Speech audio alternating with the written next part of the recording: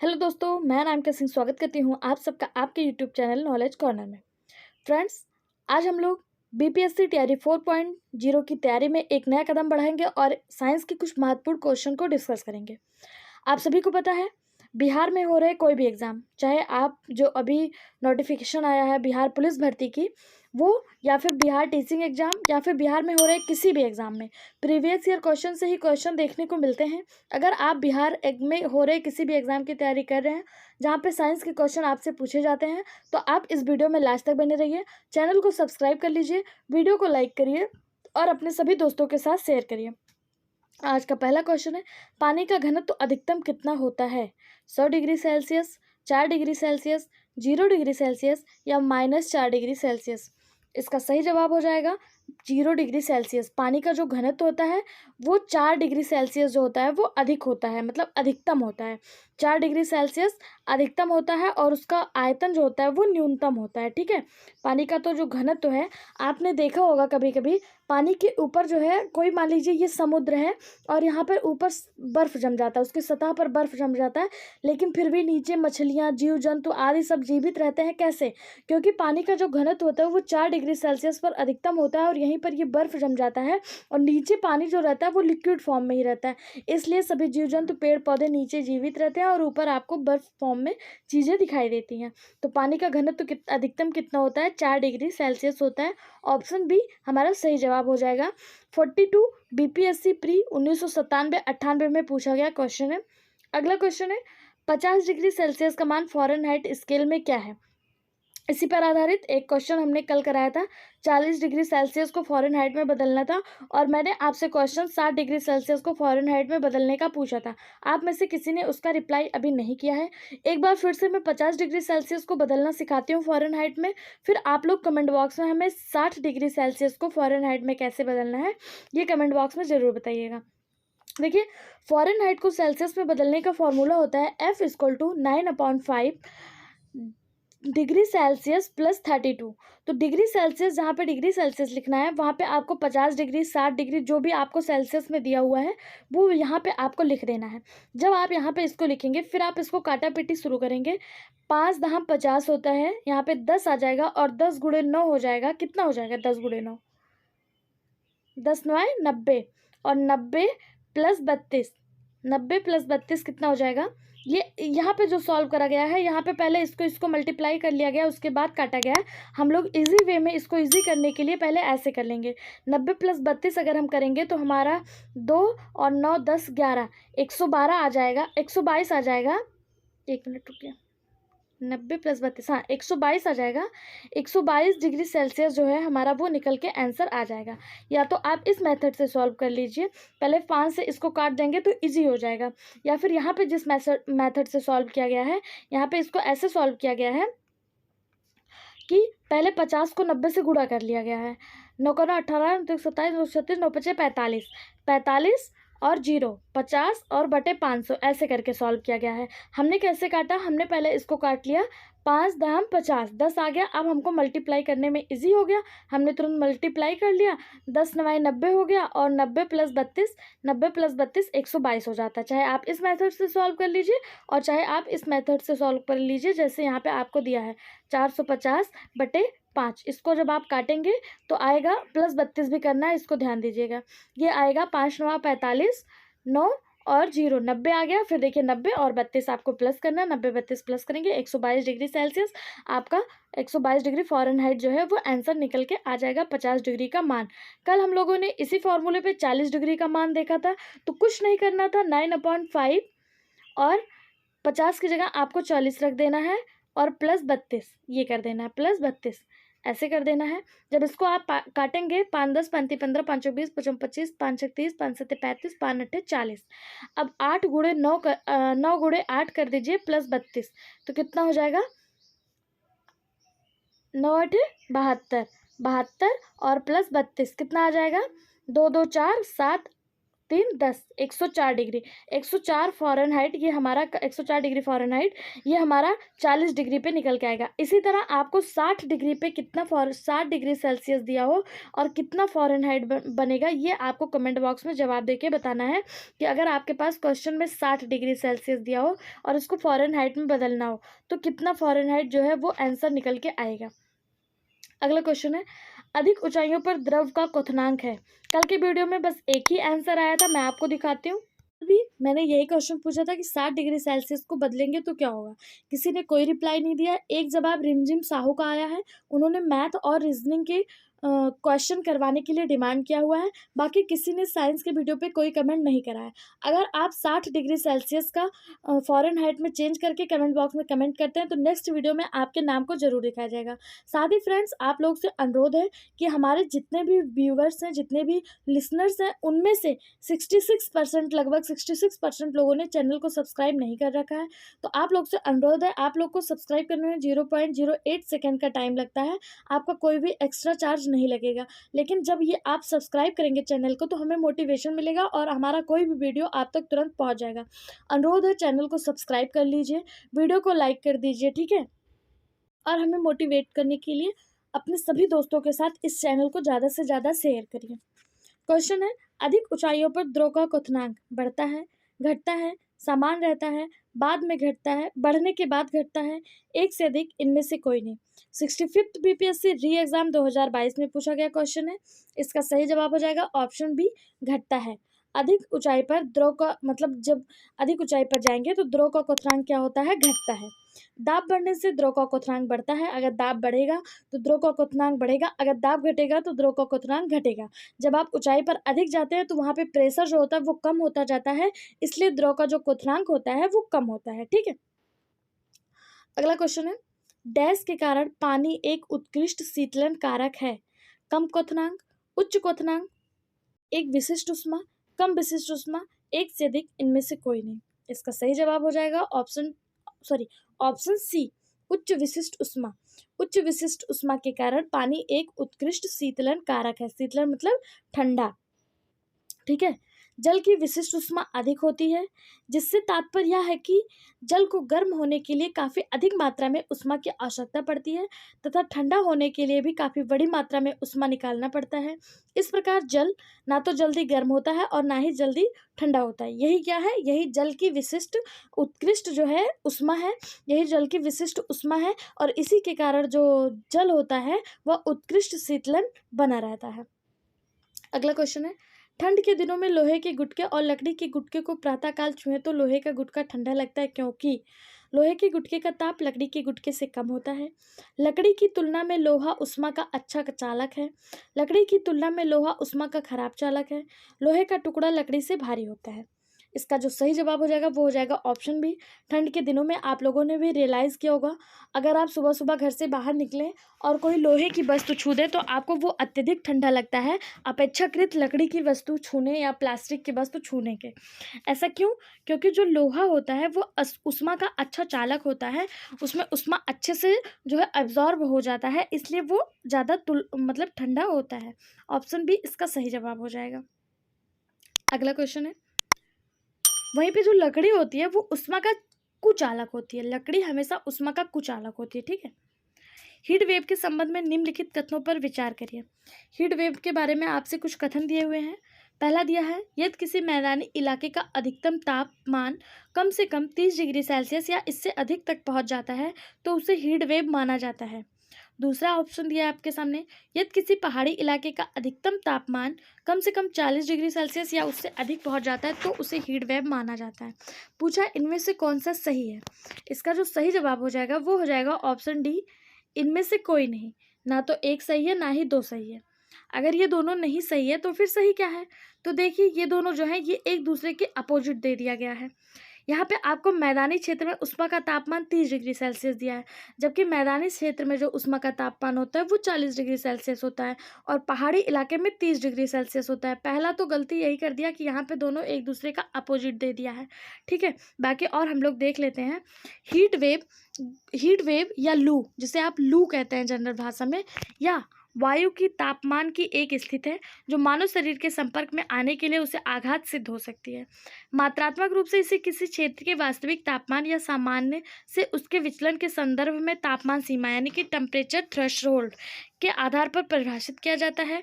यदि किसी स्टेशन का अधिकतम तापमान मैदानी क्षेत्र के लिए कम से कम 40 डिग्री सेल्सियस और पहाड़ी के लिए 30 डिग्री सेल्सियस अधिक तक पहुंच जाता है तो इसे हीट वेव कहा जाता है या फिर लू कहा जाता है। ठीक है, और गर्मियों के मौसम में ये ज़्यादा देखने को मिलता है।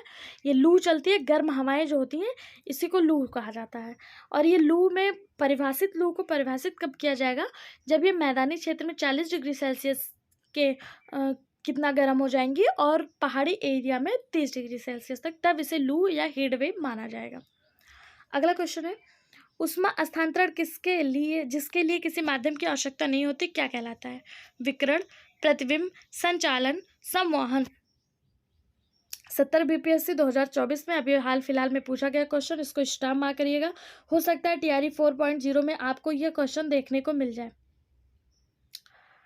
कि ऊष्मा स्थानांतरण किसके माध्यम की आवश्यकता नहीं होती है। तो ऊष्मा स्थानांतरण के लिए विकिरण के लिए माध्यम की आवश्यकता नहीं होती। ऑप्शन ए इसका सही जवाब हो जाएगा। ऊष्मा स्थानांतरण के लिए विकिरण विधि में माध्यम की आवश्यकता नहीं होती है। अगला क्वेश्चन है, लोलक की कालावधि यानी कि लोलक का टाइम पीरियड जो है वो किस पर निर्भर करता है? द्रव्यमान के ऊपर निर्भर करता है, लंबाई के ऊपर, समय के ऊपर या तापक्रम के ऊपर? इसका जो सही जवाब हो जाएगा वो हो जाएगा ऑप्शन बी, लोलक की समय अवधि लंबाई के ऊपर निर्भर करती है। लोलक की लंबाई के ऊपर निर्भर करती है। ऑप्शन बी इसका सही जवाब हो जाएगा।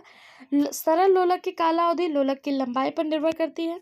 इसको निकालने के लिए देखिए यहाँ पे एक फॉर्मूला दिया है, T =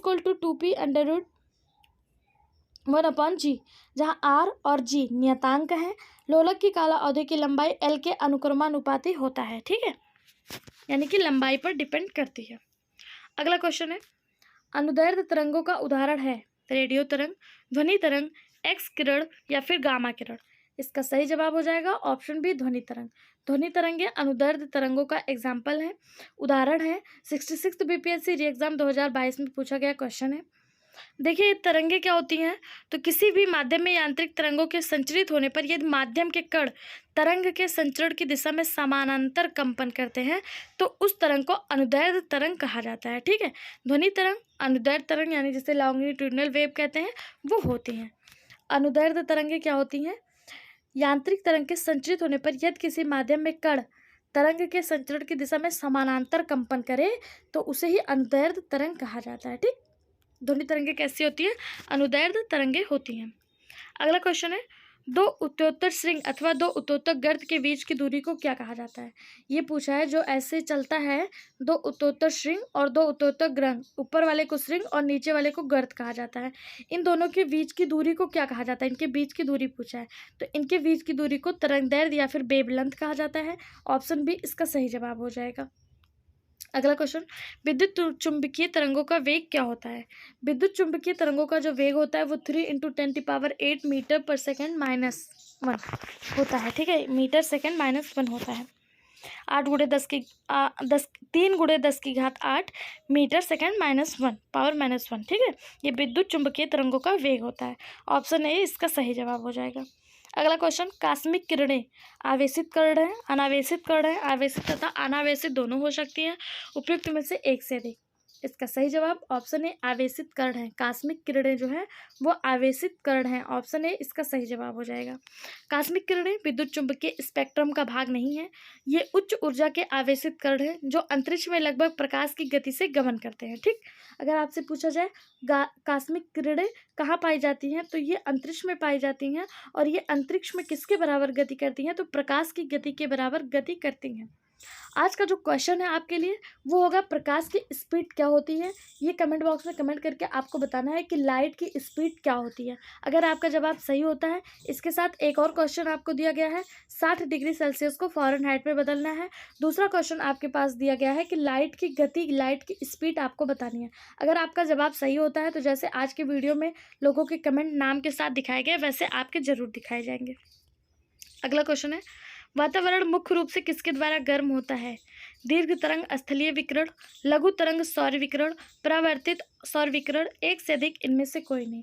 इसका सही जवाब हो जाएगा ऑप्शन ए, दीर्घ तरंग स्थलीय विकिरण के कारण वातावरण जो होता है वो गर्म होता है। ठीक है, लॉन्ग वेव के कारण जो होता है वातावरण वो गर्म होता है। अगला क्वेश्चन है, आंतों के रोगों के निदान के लिए निम्न किरणों का उपयोग किया जाता है। एक्स किरण, अल्फा किरण, बीटा किरण, गामा किरण। सही जवाब हो जाएगा ऑप्शन ए, एक्स किरण। आंतों के रोग के उपचार के लिए एक्स किरणों का जो है वो यूज किया जाता है। अगला क्वेश्चन, हर्ट्ज क्या माप सकता है। ऑप्शन, आवृत्ति, ऊर्जा, ऊष्मा, गुणवत्ता। इसका सही जवाब हो जाएगा ऑप्शन ए, आवृत्ति। हर्ट्ज जो होता है वो आवृत्ति को माप सकता है। आवृत्ति की एसआई इकाई है हर्ट्ज। ठीक है, हर्ट्ज किसकी इकाई है, आवृत्ति की। आवृत्ति को लिखा जाता है, आवृत्ति का जो सिंबल होता है वो एच जड होता है। एच आपको कैपिटल और जड स्मॉल में लिखना है। आपसे पूछा जाए कि मनुष्य के श्रावण प्रास की आवृत्ति क्या है या सुनने की क्षमता क्या है, तो 20 हर्ट्ज से लेकर 20,000 हर्ट्ज के बीच में ही मानव जो है वो सुन सकता है। मनुष्य के सुनने की क्षमता की जो आवृत्ति है उसे हर्ट्ज में मापा जाता है।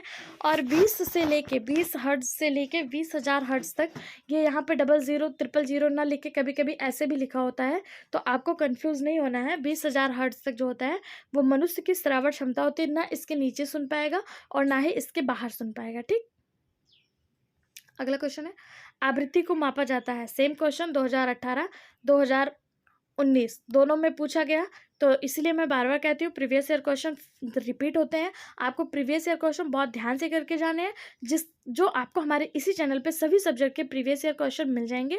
आप सारे सब्जेक्ट जरूर से जरूर देखिए और आप लोग से अनुरोध है चैनल को सब्सक्राइब कर लीजिए, क्योंकि 66% लोगों ने चैनल को सब्सक्राइब नहीं कर रखा है। सब्सक्राइब करने में फ्रेंड्स आपका कोई चार्ज नहीं लगता, लेकिन मैं बार बार इसलिए सब्सक्राइब करने के लिए कहती हूँ क्योंकि आपके सब्सक्रिप्शन से हमें मोटिवेशन मिलता है।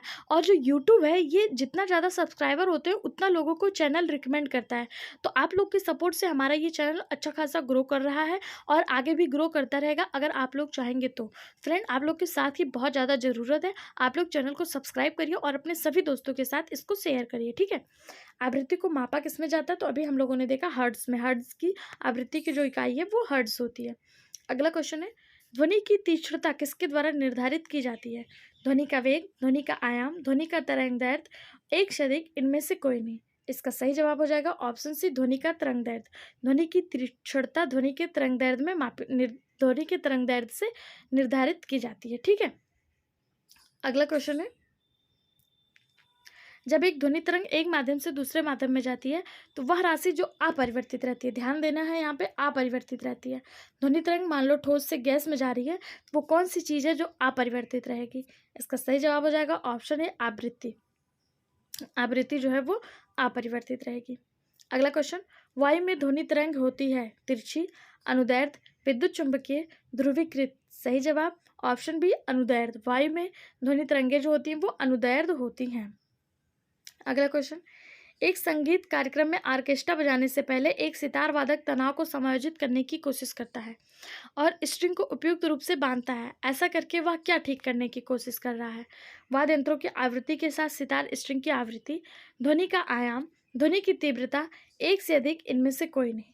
इसका सही जवाब हो जाएगा ऑप्शन ए, वाद्य यंत्रों की आवृत्ति के साथ सितार स्ट्रिंग की आवृत्ति को वो सेट करने की कोशिश कर रहा है। ऑप्शन ए इसका सही जवाब हो जाएगा। अगला क्वेश्चन, डेसिबल का प्रबलता स्तर संगत होगा मात्र श्रव्य ध्वनि के, आम बातचीत के, एक शोरगुल वाली सड़क के आने वाली ध्वनि के, एक मशीन शॉप से आने वाली शोरगुल से, एक से अधिक, इनमें से कोई नहीं। 100 डेसिबल प्रबलता स्तर संगत होगा, यानी 100 डेसिबल की ध्वनि कहाँ पे उत्पन्न होगी। तो इसका सही जवाब हो जाएगा ऑप्शन डी, एक मशीन शॉप से आने वाले शोरगुल से 100 डेसिबल तक की ध्वनि जो है वो उत्पन्न हो सकती है, जो हमारे लिए बहुत ज़्यादा हार्मफुल है। ठीक, अगर WHO की माने, वर्ल्ड हेल्थ ऑर्गेनाइजेशन की माने, तो ध्वनि का स्तर दिन में 45 डेसिबल एवं रात में 35 डेसिबल किया जाना निश्चित किया गया है। अगर बात करें कि हमारे लिए कितने डेसिबल से ध्वनि ऊपर होगी तो हमारे लिए हानिकारक है, तो 85 डेसिबल से उच्च ध्वनि जो होता है वो हानिकारक होता है। दिन में जो ध्वनि हो वो 45 हो और रात में 35 डेसिबल हो। ठीक है, ध्वनि की आवृत्ति को हर्ट्ज में मापा जाता है और ध्वनि की जो यूनिट होती है, इकाई होती है, वो डेसिबल होती है, जिसे आप डी स्मॉल लेटर और वी कैपिटल लेटर में लिखेंगे। ठीक है, अगला क्वेश्चन है, अल्ट्रासोनिक तरंगे 20 किलोहर्ट्ज़ से कम आवृत्ति की ध्वनि तरंगे हैं, 20 किलोहर्ट्ज़ से ज़्यादा आवृत्ति की ध्वनि तरंगे हैं, 20 हर्ट्ज़ से 20,000 हर्ट्ज़ के बीच की ध्वनि तरंगे हैं, एक से अधिक इनमें से कोई नहीं। अब देखिए अल्ट्रासोनिक पूछा है, तो मनुष्य का जो श्रवण प्रयास होता है वो 20 हर्ट्ज़ से लेके 20 किलोहर्ट्ज़ तक होता है। ये अल्ट्रासोनिक तो नहीं हो सकती हैं। अल्ट्रासोनिक वो तरंगे होती हैं जो 20,000 हर्ट्ज़ से ज़्यादा हो। तो ऑप्शन बी इसका सही जवाब हो जाएगा। 20,000 हर्ट्ज़ से ज़्यादा की जो ध्वनि तरंगे होंगी वो अल्ट्रासोनिक तरंगों के अंतर्गत आएंगे। इसे सुनने के लिए कुछ जानवर जैसे कुत्ता, बिल्ली, चमगादड़ जो होते हैं या अल्ट्रासोनिक तरंगों को सुन सकते हैं। इसे गाल्टन सीटी के द्वारा भी उत्पन्न किया जाता है। अगला क्वेश्चन है, बिल्ली के सुनने की आवृत्ति विस्तार क्या है? तो अभी हम लोगों ने देखा बिल्ली जो है वो अल्ट्रासोनिक तरंगों को भी सुन सकता है। तो इसका जो आवृत्ति विस्तार है वो 45 हर्ट्ज से लेकर 64 किलो हर्ट्ज तक है। ठीक, यानी कि 45 हर्ट्ज से सुनना शुरू कर देगा और बिल्ली जो सुन सकता है वो 64 किलो हर्ट्ज तक सुन सकता है, और ह्यूमन जो होगा वो 20 किलो हर्ट्ज पर ही सिमट जाएगा, इसके ऊपर नहीं सुन सकता है। ठीक, ध्वनि तरंगों से कितने क्वेश्चन आए हैं आप देख सकते हैं, आपके लिए बहुत ज़्यादा इंपॉर्टेंट है। यहाँ से सारे क्वेश्चन आप तैयार करके जाइएगा। अगला क्वेश्चन है, ध्वनि का वायु में वेग अनुमानता है 10 किलोमीटर पर सेकेंड, 330 मीटर पर सेकेंड, 10 मील पर मिनट, 3 गुणे 10 की घात 10 सेंटीमीटर पर सेकेंड। यही क्वेश्चन अभी मैंने आपको होमवर्क में दिया था और सेम क्वेश्चन आपको देखने को मिल गया। ध्वनि का वायु में वेग 330 मीटर पर सेकेंड है। ऑप्शन बी इसका सही जवाब हो जाएगा। ठीक है, अगर आप चाहते हैं तो ध्वनि का वेग आप और भी माध्यम में देख सकते हैं। जैसे आप यहाँ पे देखिए, ध्वनि का जो वेग है वो सबसे ज़्यादा आपको कहाँ पे दिखाई दे रहा है? तो ध्वनि का जो सबसे वेग है सबसे ज़्यादा वो ठोस में होता है। ठोस में भी सबसे ज़्यादा एल्युमिनियम में आपको देखने को मिल रहा है। ध्वनि का वेग ठोस में सबसे अधिकतम, यानी कि एल्युमिनियम में सबसे अधिकतम देखने को मिल रहा है। और ध्वनि का वेग सबसे कम जो होता है वो निर्वात में होता है, या फिर निर्वात में वो ना के बराबर गति करती है। सबसे कम जो होता है वो गैस में होता है। ठीक है, आज की वीडियो में फ्रेंड्स इतना ही था। अगर वीडियो पसंद आया हो, चैनल को लाइक करिए, चैनल को सब्सक्राइब करिए, वीडियो को लाइक करिए और अपने सभी दोस्तों के साथ इसको शेयर करिए। आपके शेयर करने से हमें मोटिवेशन मिलेगा। Thank you.